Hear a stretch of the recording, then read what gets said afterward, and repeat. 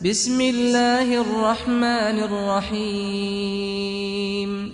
حضرت جابر بن عبداللہ انصاری رضی اللہ تعالیٰ عنہ سے مروی ہے کہ رسول اللہ صلی اللہ علیہ وآلہ وسلم نے وحی کے رک جانے کے زمانے کے حالات بیان فرماتے ہوئے کہا کہ ایک روز میں چلا جا رہا تھا کہ اچانک میں نے آسمان کی طرف ایک آواز سنی اور میں نے اپنا سر آسمان کی طرف اٹھایا اور دیکھا کہ وہی فرشتہ جو میرے پاس غار حرا میں آیا تھا وہ آسمان و زمین کے بیچ ایک کرسی پر بیٹھا ہوا ہے۔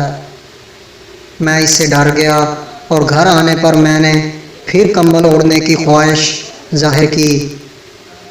اس وقت اللہ تعالیٰ کی طرف سے یہ آیات نازل ہوئیں: اے لحاف اوڑھ کر لیٹنے والے، اٹھ کھڑا ہو اور لوگوں کو عذاب الہی سے ڈرا اور اپنے رب کی بڑائی بیان کر اور اپنے کپڑوں کو پاک صاف رکھ اور گندگی سے دور رہ۔ اس کے بعد وہی تیزی کے ساتھ پے در پے آنے لگی۔ اس حدیث کو یحییٰ بن بکیر کے علاوہ لیث بن سعد، عبداللہ بن یوسف، عقیل، بلاول بن رواد اور ابو صالح نے بھی روایت کی ہے۔